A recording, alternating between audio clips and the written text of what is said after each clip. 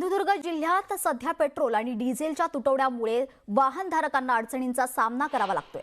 बहुतांश पेट्रोल पंपावर इंधन उपलब्ध नाही असे फलक झळकत असून अनेक पंपांवर शुकशुकाट पाहायला मिळतोय। अचानक निर्माण झालेल्या या तुटवड्यामुळे वाहनधारकांमध्ये संभ्रमाचं वातावरण निर्माण झालंय।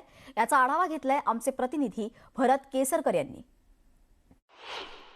सिंधुदुर्ग जिल्ह्यात अनेक पेट्रोल पंपावर सध्या पेट्रोल मिळत नाही आहे। हे पेट्रोल मिळत नसल्याचे बोर्ड जे आहेत हे फलकलेले आहे।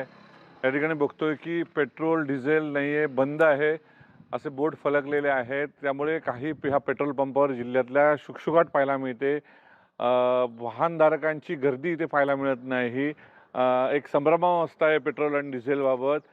आपल्यासोबत इथले व्यवस्थापक आहेत। काय सांगाल, काय कारण आहे पेट्रोल डिझेल नाही याचं? नाही, कंपन्यांकडून पुरेशा प्रमाणात साठा उपलब्ध होतोय।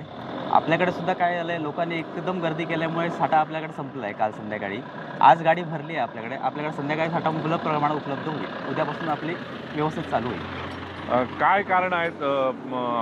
तुम्हाला काय माहिती मिळते? कारण असा तुटवडा असा कधी पाहायला मिळत नव्हता। लोकांची पॅनिक होऊन लोकांची गर्दी पेट्रोल पंपावरती जास्त प्रमाणात होते, त्यामुळे जरा साठा जरा हे तुटवड्याचे हे होते। पेट्रोल व्यावसायिक दावा करतायत की लोकांमध्ये भीतीचं वातावरण आहे, साठा संपेल किंवा पेट्रोल नसेल, यामुळे लोक काय गर्दी करतायत। त्यामुळे सिंधुदुर्ग जिल्ह्यातल्या बऱ्याच पेट्रोल पंपावर असे फलक झळकलेले आहेत, पेट्रोल संपलेलं आहे, डिझेल संपलेलं आहे। त्यामुळे ज्या ठिकाणी पेट्रोल नाही त्या ठिकाणी पेट्रोल मिळत नसल्यामुळे दुसऱ्या पेट्रोल पंपावर हे पेट्रोल आणि डिझेलसाठी गर्दी होताना पाहायला मिळते।